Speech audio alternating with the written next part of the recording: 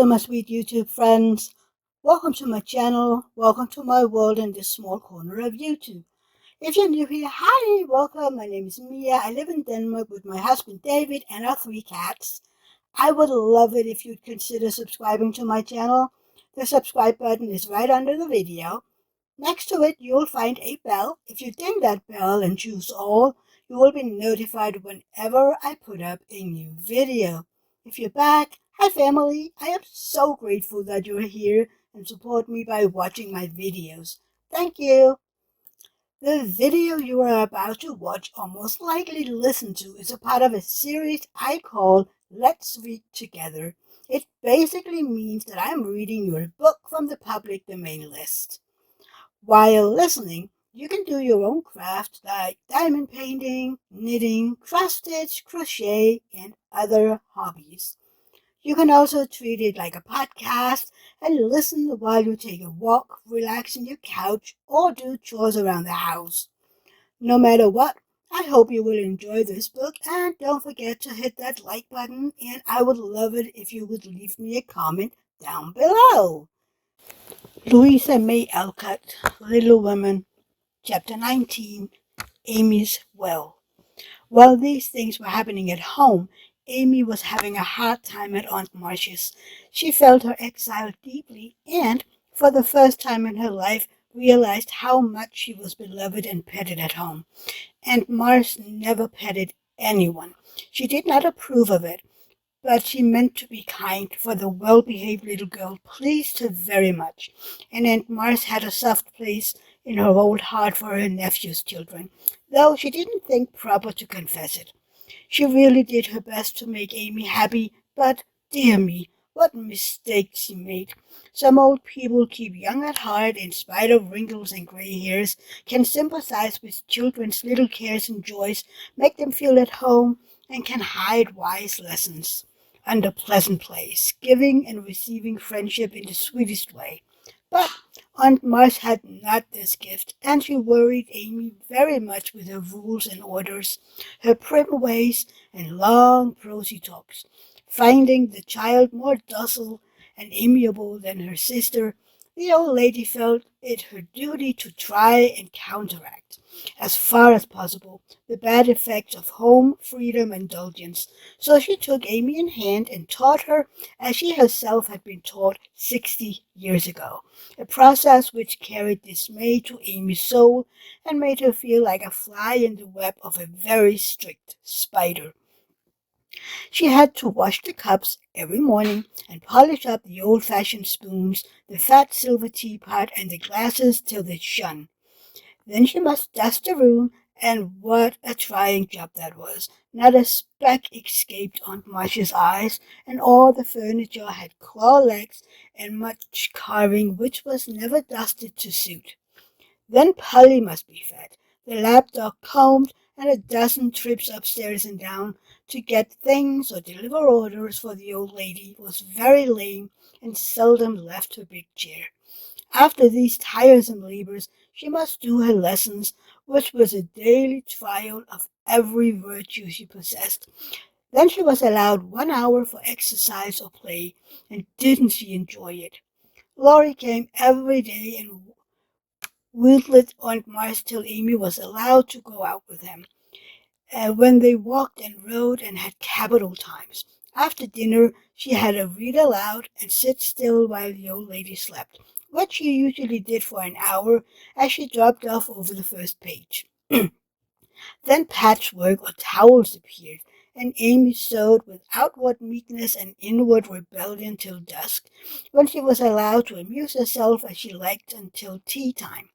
The evening were the worst of all, for Aunt Marcia fell to telling long stories about her youth, which were so utterly dull that Amy was always ready to go to bed, intending to cry over her hard fate, but usually going to sleep before she had squeezed more than a tear or two. If it had not been for Laurie and old Esther, the maid, she felt that she never could have hadn't gotten through that dreadful time. The parrot alone was enough to drive her distracted, for he soon felt that she did not admire him, and revenged himself by being as mischievous as possible. He pulled her hair whenever she came near him, upset his bread and milk to plague her when she had newly cleaned his cage, made Mop bark by pecking at him while Madame dozed, called her names before company, and behaved in all respects like a reprehensible old bird. Then she could not endure the dog, a fat, cross beast who snarled and yelped at her when she made his toilet, and who lay on his back with all his legs in the air and a most idiotic expression of countenance when he wanted something to eat, which was about a dozen times a day. The cook was bad-tempered, the old coachman deaf, and Esther the only one who ever took any notice of the young lady. Esther was a Frenchwoman who had lived with Madame, as he called her mistress, for many years, and who rather tyrannized over the old lady, who could not get along without her. Her real name was Estelle, but Aunt March ordered her to change it, and she obeyed, on condition that she was never asked to change her religion. She took a fancy to Mademoiselle, and amused her very much with odd stories of her life in France when Amy sat with her while she got up Madame's laces. She also allowed her to roam about the great house and examine the curious and pretty things stored away in the big wardrobes and the ancient chests, for Aunt March hoarded like a magpie. Amy's chief delight was an Indian cabinet full of queer drawers, little pigeon-holes, and secret places in which were kept all sorts of ornaments, some precious, some merely curious, and all more or less antique. To examine and arrange these things gave Amy great satisfaction, especially the jewel cases, in which on velvet cushions reposed the ornaments which had adorned a belle 40 years ago. There was the garnet set which Aunt Martha wore when she came out, the pearls her father gave her on her wedding day, her lover's diamonds, the jet mourning ring and pins, the queer lockets with portraits of dead friends, and weeping willows made of hair inside, the baby bracelets her one little daughter had worn, Uncle Marsh's big watch with the red seal so many childish hands had played with, and in a box all by itself lay Aunt Marcia's wedding ring, too small now for her fat finger, but put carefully away like the most precious jewel of them all. Which would Mademoiselle choose if she had her will? Asked Esther, who always sat near to watch over and lock up the valuables. I like the diamonds the best, but there is no necklace among them, and I'm fond of necklaces. They are so becoming. I should choose this if I might, replied Amy, looking with great admiration at a string of gold and ebony beads, from which hung a heavy cross of the same. I too covet that, but not as a necklace. Oh no, to me it's a rosary, and as such I should use it like a good Catholic, said Esther, eyeing the handsome thing wistfully. Is it meant to use as you use the string of good-smelling wooden beads hanging over your glass? Asked Amy. Truly, yes, to pray with.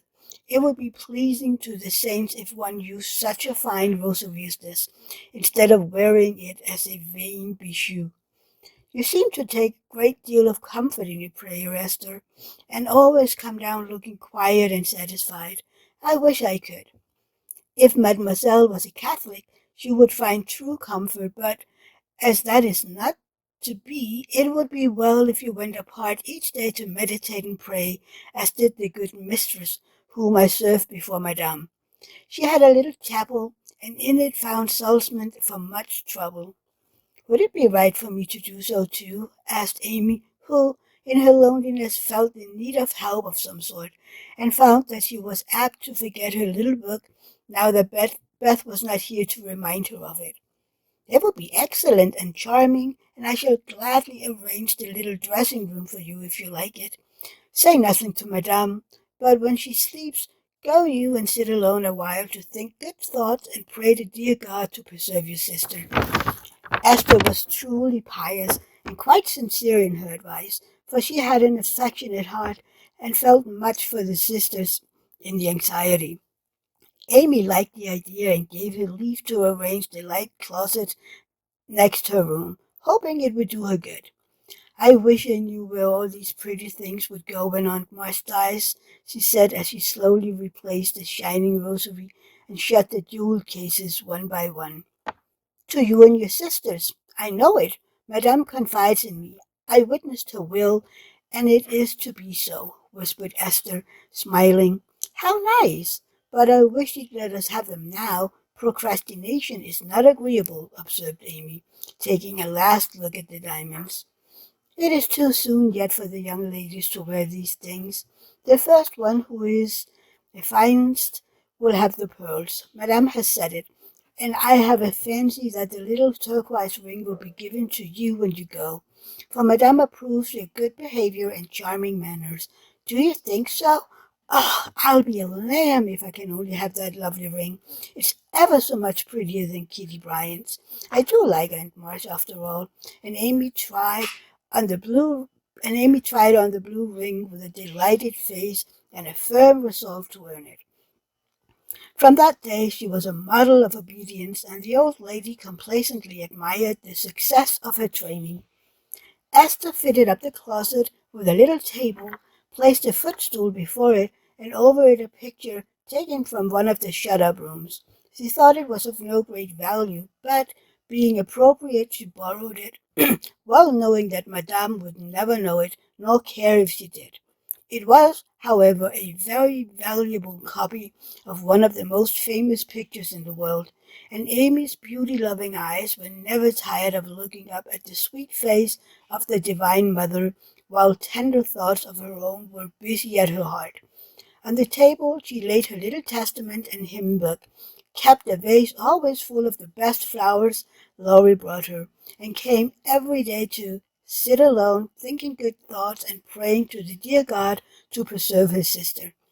Esther had given her a rosary of black beads with a silver cross, but Amy hung it up and did not use it, feeling doubtful as to its fitness for Protestant prayers. The little girl was very sincere in all this, for being left outside the safe home nest, she felt the need of some kind hand to hold by so sorely that she instantly turned to the strong and tender friend whose fatherly love and most closely surround his little children. She missed her mother's help to understand and rule herself, but having been taught where to look, she did her best to find the way and walk in it, confidingly. But Amy was a young pilgrim, and just now her burden seemed very heavy. She tried to forget herself, to keep cheerful, and be satisfied with doing right, though no one saw or praised her for it. In her first effort at being very, very good, she decided to make her will, as Aunt March had done, so that if she did fall ill and die, her possessions might be justly and generously divided. It cost her a pang even to think of giving up the little treasures, which in her eyes were as precious as the old lady's jewels. During one of her play hours, she wrote out the important document as well as she could, with some help from Esther as to certain legal terms, and when the good-natured Frenchwoman had signed her name, Amy felt relieved and laid it by to show Laurie, whom she wanted as a second witness. As it was a rainy day, she went upstairs to amuse herself in one of the large chambers and took Polly with her for company.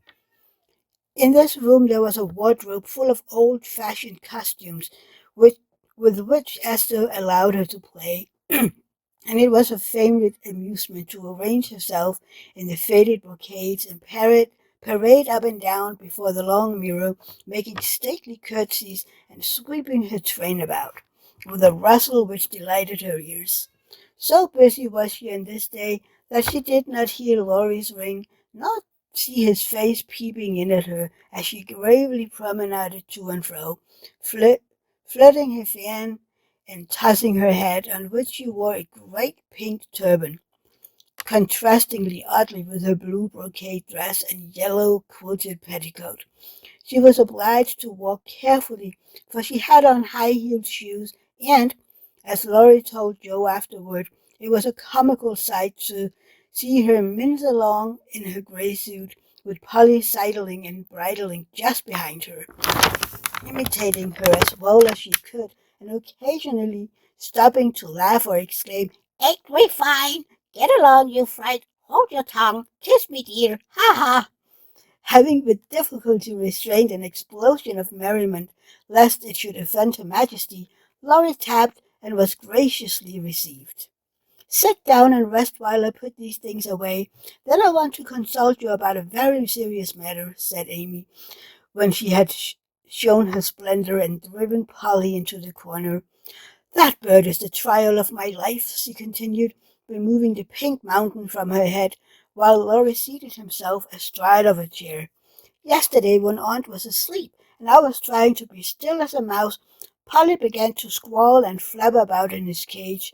So I went to let him out, and found a big spider there. I poked I poked it out, and it ran under the bookcase. Polly marched straight after it, stooped down, and peeped under the bookcase, saying, in his funny way with a cock of his eyes, 'Come out and take a walk, my dear.' I couldn't help laughing, which made Polly swear, and Aunt woke up and scolded us both."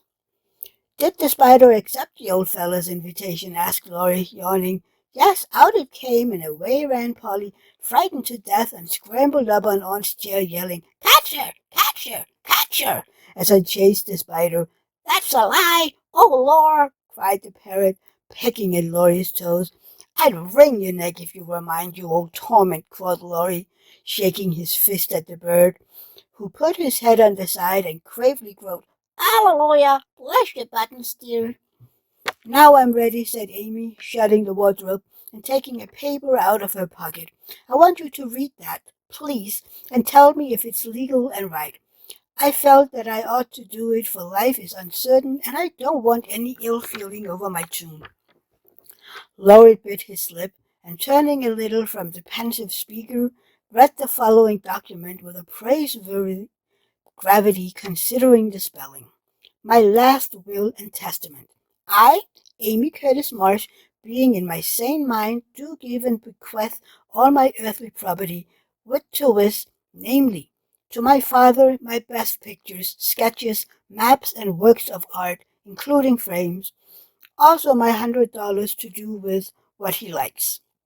To my mother, all my clothes, except the blue apron with pockets, also my likeness and my medal with much love. To my dear sister Margaret, I give my turquoise ring, if I get it, also my green box with the doves on it, also my piece of real lace for her neck, and my sketch of her as a memorial of her little girl. To Jo I leave my breastpin, the one mended with sealing wax, also my bronze inkstand, she loves the cover, and my most precious plaster rabbit, because I'm so sorry I burned up her story.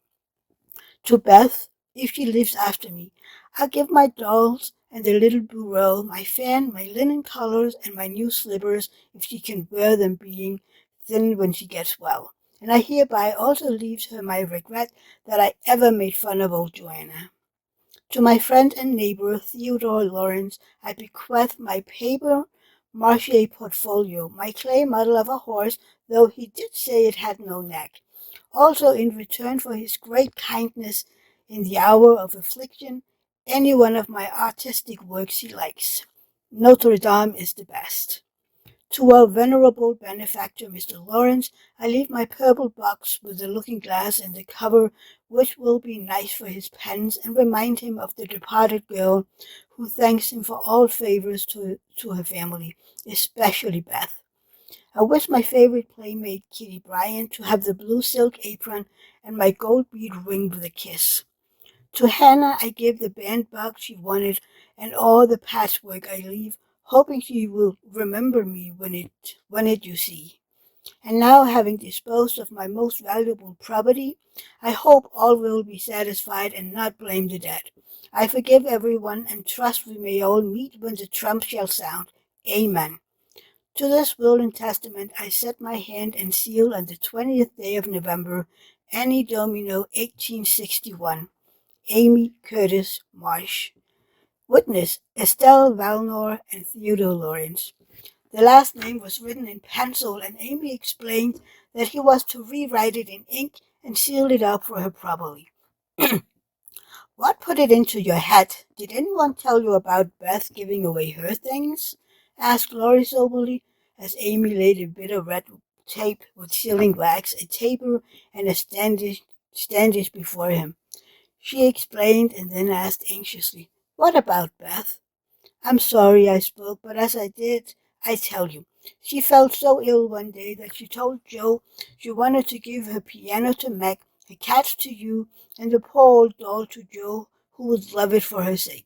She was sorry she had so little to give, and left locks of hair to the rest of us, and her best love to Grandpa. She never thought of a will." Laurie was signing and sealing as he spoke, and did not look up till a great tear dropped on the paper. Amy's face was full of trouble, but she only said, "Don't people put some sort of postscripts to their will sometimes?" "Yes, codicils, they call them." "Put one in mine, then, that I wish all my curls cut off and given round to my friends. I forgot it, but I want it done, though it will spoil my looks." Laurie added it, smiling at Amy's last and greatest sacrifice. Then he amused her for an hour and was much interested in all her trials, but when he came to go, Amy held him back to whisper with trembling lips, "Is there really danger about Beth?" "I'm afraid there is, but we must hope for the best, so don't cry, dear," and Laurie put his arm about her with a brotherly gesture which was very comforting. When he had gone, she went to her little chapel, and sitting in the twilight prayed for Beth with streaming tears and an aching heart, feeling that a million turquoise rings would not console her for the loss of her gentle little sister.